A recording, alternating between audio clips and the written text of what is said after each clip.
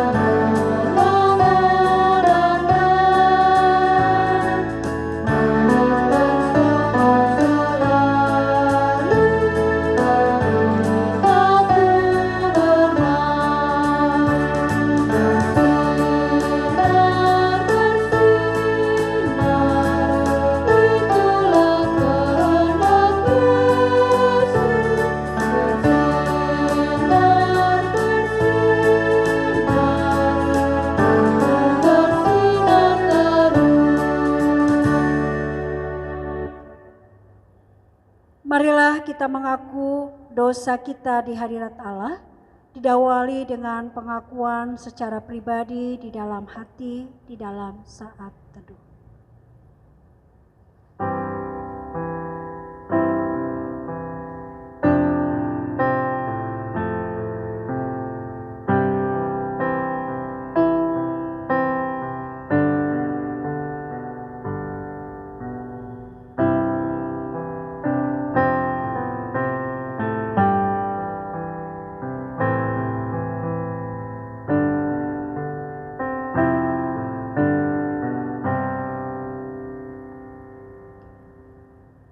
Ya Tuhan yang Maha Kuasa dan Maha Pengasih, kami datang merendahkan diri di hadapan-Mu dan mengaku bahwa kami adalah orang-orang berdosa.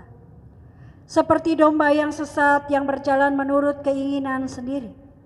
Kami tidak patuh terhadap suara-Mu, tetapi kami melakukan apa yang Tuhan larang.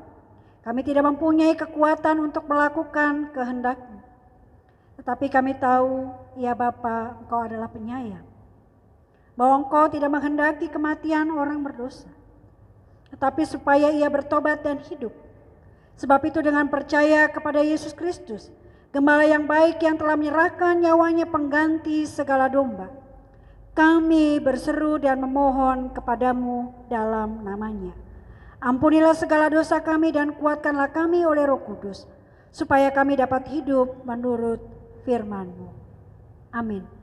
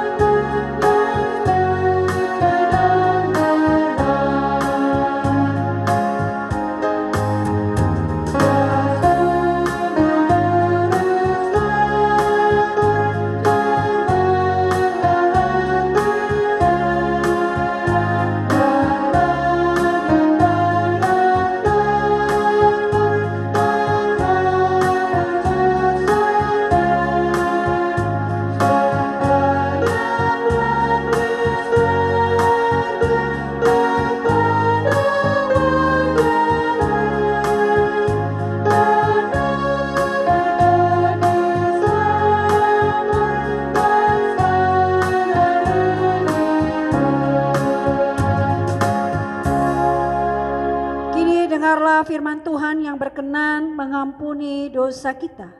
1 Yohanes pasalnya yang kedua ayat 1 sampai 2 demikian bunyinya. Anak-anakku, hal-hal ini kutuliskan kepada kamu, supaya kamu jangan berbuat dosa. Namun jika seorang berbuat dosa, kita mempunyai seorang pengantara kepada Bapa, yaitu Kristus yang adil. Dan ia adalah pendamaian untuk segala dosa kita. Dan bukan untuk kita saja, tetapi juga untuk seluruh dunia. Dalam nama Allah Bapa dan Anak dan Roh Kudus, kami beritakan kepada saudara-saudara sekalian yang dengan tulus ikhlas mengaku dosa di hadirat Allah, serta mencari keselamatannya hanya dalam Yesus Kristus, bahwa Allah mengampuni dosa saudara. Amin.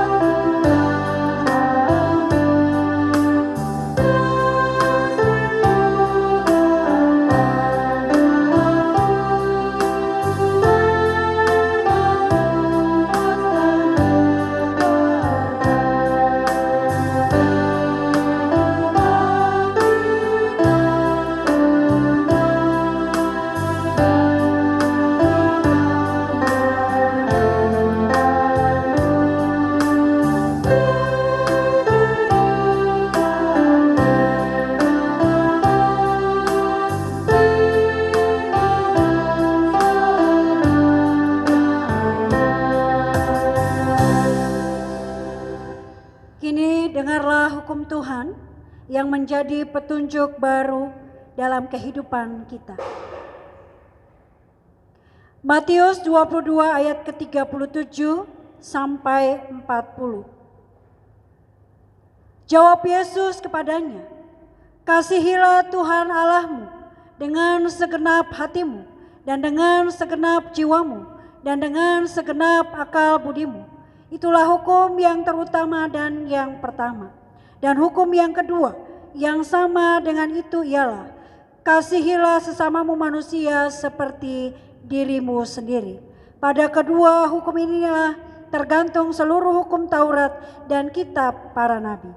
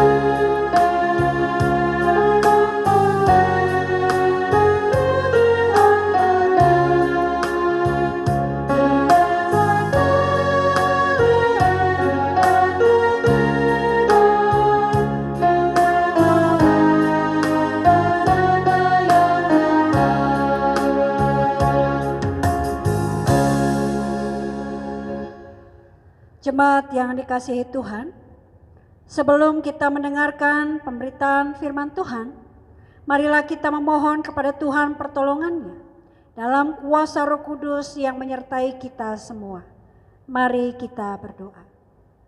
Ya Bapa yang penuh kasih, sebelum kami membaca Alkitab dan merenungkannya, mari Tuhan Kau curahkan kepada kami, baik kepada hamba-Mu yang memberitakan firman Tuhan, maupun kepada kami semua yang mendengarkannya. Kami takluk pada kuasa-Mu, supaya kami memahami dan mengerti, supaya hamba-Mu yang memberitakannya mendapatkan kekuatan dan kemampuan dari Tuhan saja, supaya kami yang mendengarkannya mendapatkan kekuatan untuk melakukan di dalam kehidupan kami. Begitu juga oleh karena pengertian yang Kau berikan kepada kami. Kami percaya firman-Mu menyentuh setiap hati kami, maka hati kami tergerak untuk melakukan sesuai dengan yang Tuhan kehendaki. Mari Tuhan berfirman-Lah, kami sedia untuk mendengarkannya. Amin. Bacaan Alkitab kita pada hari ini diambil dari Matius pasalnya yang ke-9 ayat 35 sampai pasalnya yang ke-10 ayat 8. Demikian firman Tuhan. Demikianlah Yesus berkeliling ke semua kota dan desa. Ia mengajar dalam rumah-rumah ibadat dan memberitakan Injil kerajaan surga, serta melenyapkan segala penyakit dan kelemahan.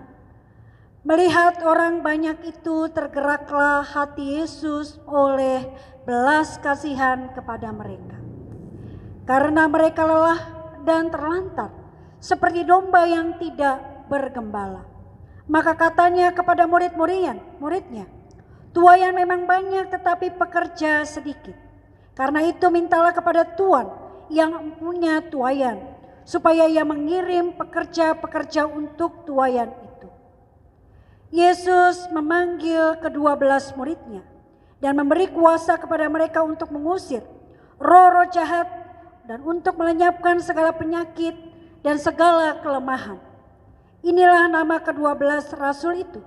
Pertama Simon yang disebut Petrus, Andreas saudaranya, dan Yakobus anak Zebedeus, dan Yohanes saudaranya, Filipus dan Bartolomeus, Thomas dan Matius pemungut cukai, Yakobus anak Alfeus dan Tadeus, Simon orang Zelot, dan Yudas Iskariot yang mengkhianati dia. Ke-12 murid itu diutus oleh Yesus dan ia berpesan kepada mereka, janganlah kamu menyimpang ke jalan bangsa lain atau masuk ke dalam kota orang Samaria, melainkan pergilah kepada domba-domba yang hilang dari umat Israel. Pergilah dan beritakanlah, kerajaan sorga sudah dekat. Sembuhkanlah orang sakit, bangkitkanlah orang mati, tahirkanlah orang kusta, usirlah setan-setan. Kamu telah memperolehnya dengan cuma-cuma, karena itu berikanlah pula dengan cuma-cuma. Demikian firman Tuhan yang boleh kita dengar pada hari ini. Yang berbahagia adalah setiap orang yang mendengarkan firman Tuhan serta memelihara dalam kehidupannya setiap hari. Haleluya.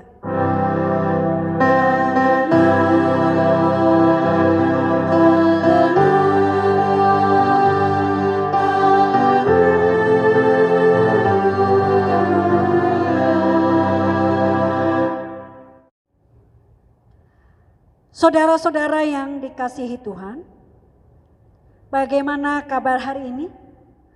Semoga kita semua dalam pemeliharaan Tuhan dan dalam sukacita bersama dengan Tuhan. Tapi bila kita mendengar ada orang lain yang mengalami duka cita oleh karena berbagai hal, apakah itu karena kesulitan, pergumulan, penderitaan, kesepian yang mereka alami. Bagaimana perasaan Bapak Ibu Saudara?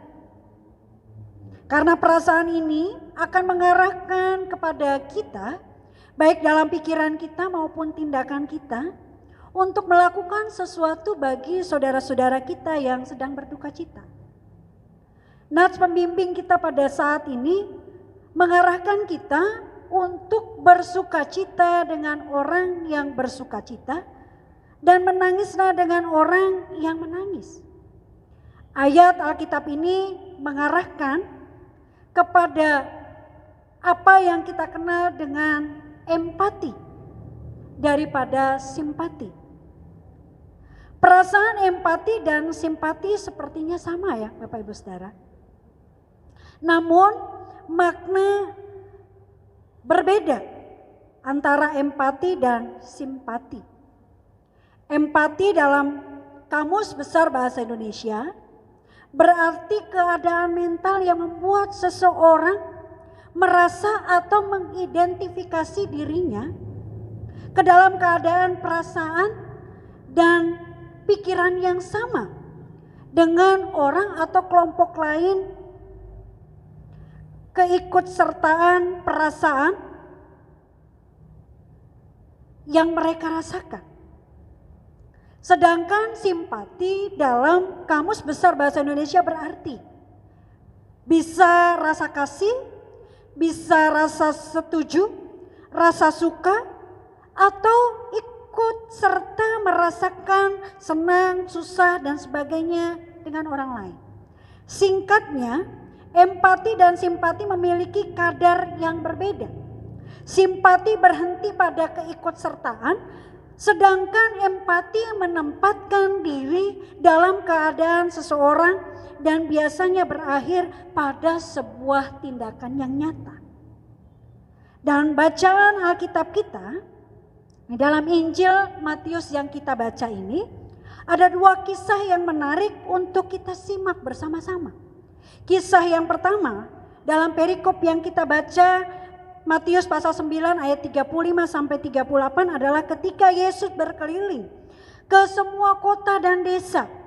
Dalam perjalanannya di perikop sebelumnya Yesus dikisahkan dalam Injil Matius menyembuhkan banyak orang dan mendampingi mereka yang membutuhkan pertolongan. Yesus menunjukkan empatinya dengan hadir bersama dengan mereka dan menolong mereka.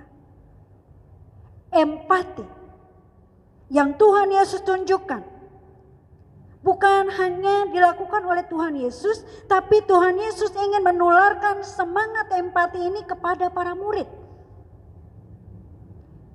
Maka kata-kata Tuhan Yesus, tuaian memang banyak, tetapi pekerja sedikit. Mau menunjukkan bahwa ada kondisi di mana tidak banyak orang mau berempati dengan sesamanya yang membutuhkan pertolongan. Tuaian yang dimaksud dalam perkataan ini adalah orang-orang yang membutuhkan pertolongan dan pendampingan. Dan pekerja adalah sesama yang mau menolong dan mendampingi mereka. Saudara-saudara, dalam kenyataan inilah Tuhan Yesus mau berempati sekaligus mengajak para murid untuk melakukan hal yang sama dengannya. Tuhan Yesus memulai dengan satu teladan, kemudian ajakan. Karena itu mintalah kepada Tuhan yang punya tuaian supaya mengirim pekerja-pekerja untuk tuaian itu. Kalimat ini merupakan kalimat penyambung kisah Yesus yang berempati dan kenyataan pada saat itu di mana krisis simpati masyarakat, terutama empati masyarakat saat itu dengan kisah selanjutnya yaitu pengutusan murid-murid. Kisah yang kedua pada Matius pasal yang ke-10 ayat 1 sampai 4. Tuhan Yesus memanggil ke-12 muridnya dalam rangka mendidik mereka dalam pengajaran. Menjadi murid bermakna seseorang mengikuti seorang guru, belajar segala sesuatu. Bukan hanya pengajaran, tetapi juga apa yang dilakukan oleh guru itu. Dalam pemanggilan kedua murid itu, di ayat 1b, ada hal yang menarik, yakni bahwa Yesus memberikan kuasa kepada murid untuk mengusir roh-roh jahat dan melenyapkan segala penyakit dan segala kelemahan. Saudara-saudara, secara implisit dalam pemanggilan ke-12 murid ini di dalamnya Tuhan Yesus bukan hanya memanggil, tetapi juga mengutus mereka. Sebagai murid, mereka mau diajak untuk belajar sambil mempraktekkan dengan kuasa yang diberikan oleh Tuhan Yesus. Meyakini bahwa penyertaan kuasa Yesus menyertai mereka dalam pemanggilan dan pengutusan mereka sebagai murid Kristus. Maka ketika Tuhan Yesus berbelas kasihan kepada mereka yang membutuhkan pertolongan dan pendampingan, para murid juga dipanggil untuk melayani kepada orang yang membutuhkan pertolongan dan pendampingan ini dengan berbelas kasihan. Saudara-saudara yang terkasih di dalam Tuhan Yesus Kristus, uraian dalam bacaan Alkitab yang sudah saya sampaikan tadi, firman Tuhan saat ini mengajak kita untuk dua hal. Yang pertama, untuk melihat dan meneladani sikap empati yang ditunjukkan Kristus kepada setiap orang yang lemah dan membutuhkan bantuan dengan berempati. Atau dalam bahasa Yesus, berbelas kasihan. Belas kasihan yang ditunjukkan oleh Kristus adalah hadir, menguatkan, serta menolong mereka dengan tindakan yang nyata. Dan Bapak Ibu Saudara, sikap ini sudah kita lihat bersama-sama dalam masa pandemi. Bagaimana gereja, lembaga swadaya masyarakat, perusahaan-perusahaan, bahkan pribadi-pribadi berempati kepada mereka yang mengalami kesulitan yang lebih sulit daripada yang lain. Berbagi masker, berbagi makanan, berbagi tempat, berbagi cerita, bahkan menjadi pendengar yang setia. Sikap ini yang harusnya kita tularkan terus-menerus di dalam kehidupan kita. Terutama sebagai murid Tuhan Yesus pada masa kini. Mari saudara-saudara berempati, menolong sesama, mendampingi mereka yang membutuhkan. Yang kedua, kita sadar untuk melakukan yang Tuhan Yesus contohkan itu mungkin terasa tidak mudah. Misalnya Bapak Ibu Saudara, respon dari kita untuk memberikan sumbangan, memberikan apa yang kita miliki dalam situasi ini bisa jadi terasa berat bagi kita. Oleh karena kita tahu situasinya ternyata tidak mudah kita lewati. Namun kita melalui firman Tuhan yang kita dengar saat ini, kita melihat bagaimana Tuhan Yesus bukan hanya memerintahkan, tapi Dia memberikan penyertaan kepada muridnya pada waktu itu. Yang artinya Tuhan Yesus juga menyertai kita untuk dapat berempati, berbelas kasihan. Sehingga kita bukan hanya merasa kasihan, bukan hanya merasa bahwa orang itu patut ditolong, tapi kita tergerak untuk melakukan sesuatu bagi saudara-saudara kita. Dan kita membekali diri untuk dapat melakukan itu. Di dalam persekutuan gereja, kita punya tempat untuk melakukannya, Bapak Ibu Saudara. Penyertaan Yesus melalui curahan Roh Kudus yang menyertai kita menjadi hal yang harusnya konkret dalam kehidupan kita. Untuk menguatkan, memampukan kita untuk melakukan tindakan berempati kepada orang yang membutuhkan dan orang yang membutuhkan pendampingan. Mari kita berempati, mari kita berbelas kasihan. Dan Tuhan Yesus tidak membuat kita sendirian untuk melaksanakan itu. Tapi Tuhan Yesus menyertai kita dalam kuasa Roh Kudus. Amin.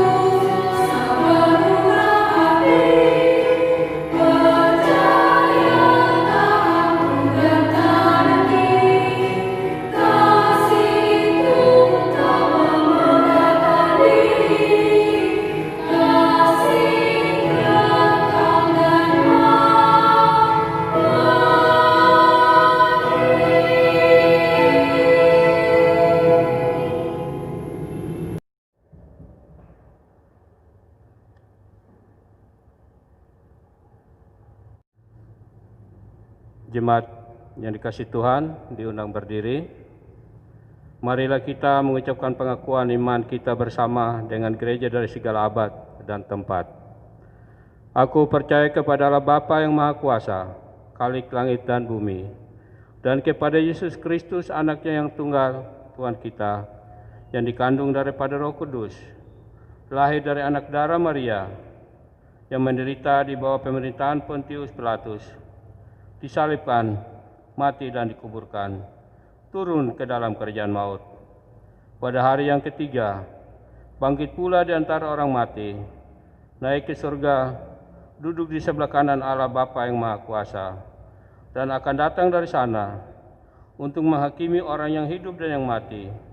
Aku percaya kepada Roh Kudus, gereja yang kudus dan am, persekutuan orang kudus, pengampunan dosa, kebangkitan daging, dan hidup yang kekal. Amin. Jemaat yang dikasihi Tuhan, mari kita memberikan persembahan sebagai ungkapan syukur kita kepada Tuhan. Adapun ayat yang mengiring persembahan kita yang terambil dari Mazmur 96 ayat 8 demikian. Berilah kepada Tuhan kemuliaan namanya, bawalah persembahan dan masuklah ke pelantarannya.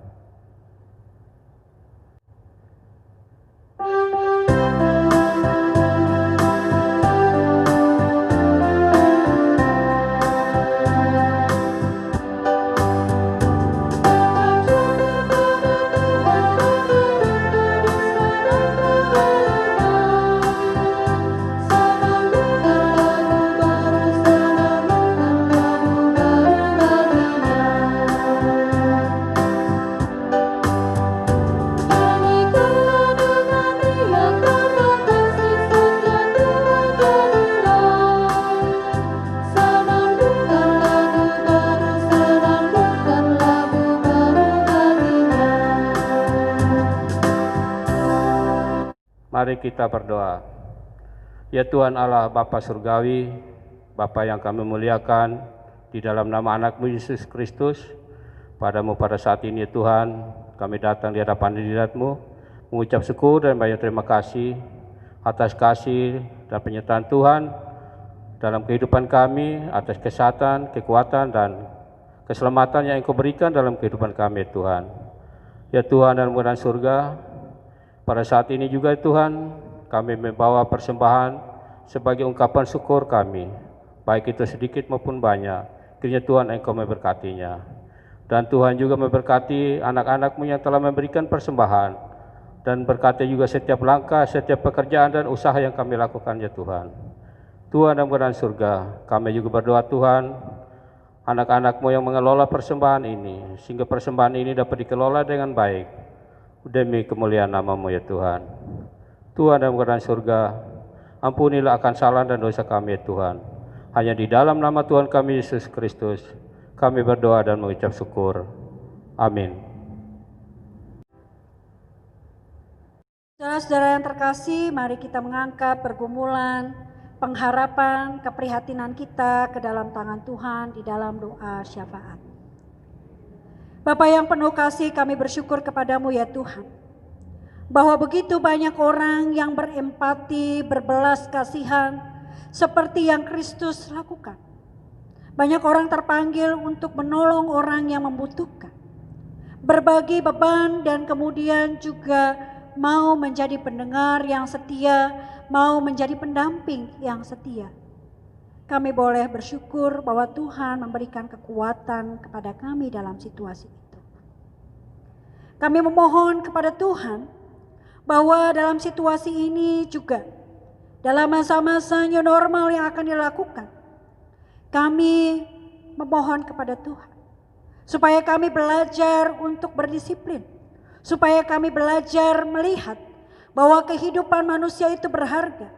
Maka kami bersama-sama menyelamatkan kehidupan dengan melakukan apa-apa yang menjadi protokol dalam kesehatan maupun dalam kami berinteraksi di tengah-tengah masyarakat, di tengah-tengah publik. Baik saat kami beribadah di dalam rumah-rumah ibadah maupun saat kami mulai berkumpul, kiranya Tuhan menolong kami untuk berhikmat dan bijaksana. Mari Tuhan, kami bawa pemerintah, baik di seluruh dunia maupun Indonesia, untuk penanganan percepatan dampak COVID-19. Kami berserah diri ke dalam tangan-Mu ya Tuhan, supaya mereka yang Engkau perkenankan untuk memimpin bangsa-bangsa, menjalankan tugas dan tanggung jawab mereka dengan penuh tanggung jawab, dan desakan-desakan ataupun tantangan-tantangan yang mereka hadapi, kiranya Tuhan menolong mereka. Kami membawa ya Tuhan mereka yang masih dalam sakit penyakit, baik oleh karena sebab lain ataupun oleh karena pola hidup yang telah dilalui oleh mereka, yang saat ini masih dirawat di rumah sakit ataupun di rumah-rumah. Termasuk juga mereka yang tertular COVID-19 ini. Kami bawa ke dalam tangan Tuhan, kami mohon kesembuhan dan pemulihan kepada mereka. Kami membawa setiap mereka yang bertambah usia pada tahun ini, pada bulan ini. Engkau sungguh tahu ya Tuhan, ada situasi-situasi yang berubah. Tapi kami percaya pimpinan dan penyertaan Tuhan, bahwa mereka yang bertambah usia juga adalah karena perkenan-Mu. Kami membawa secara sinodal pelayanan sosial Gereja Kristen Pasundan yang sudah bekerja saat ini untuk melayani khususnya mereka yang terdampak COVID, pengumpulan dana maupun juga penanggulangan untuk situasi dampak selanjutnya. Kami membawa panti asuhan, kami membawa anak-anak yatim piatu, baik yang dirawat di panti asuhan ataupun mereka yang bertahan tinggal bersama dengan keluarga-keluarga mereka yang masih ada. Kiranya Tuhan menolong mereka untuk mendapatkan kasih sayang dari orang-orang yang merawat mereka dan memberikan masa depan yang lebih baik kepada mereka. Kami membawa juga ya Tuhan jemaat-jemaat di Klasis Purwakarta. Engkau sungguh tahu ya Tuhan bagaimana kehidupan mereka, pergumulan-pergumulan khususnya di dalam penanganan untuk kehidupan jemaat Tuhan di waktu-waktu ke depan. Kami bawa ke dalam tangan Tuhan. Kami bawa seluruh pergumulan kehidupan setiap pribadi warga jemaat Tuhan.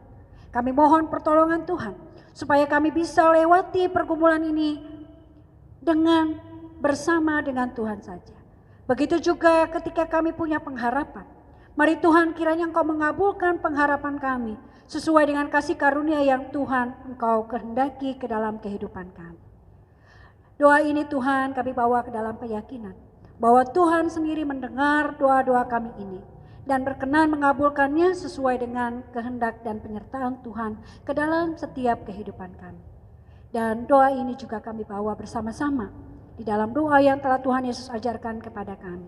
Demikian kami berdoa. Bapa kami yang ada di surga, dikuduskanlah nama-Mu, datanglah kerajaan-Mu, jadilah kehendak-Mu di bumi seperti di surga. Berikanlah kami pada hari ini makanan kami yang secukupnya, dan ampunilah kami akan kesalahan kami, seperti kami yang juga mengampuni orang yang bersalah kepada kami. Dan janganlah membawa kami ke dalam pencobaan, tetapi lepaskanlah kami daripada yang jahat. Karena Engkaulah yang mempunyai kerajaan dan kuasa dan kemuliaan sampai selama-lamanya. Amin. Kita menutup kebaktian dengan nyanyian dari PKJ 182, Ku Utus Kau.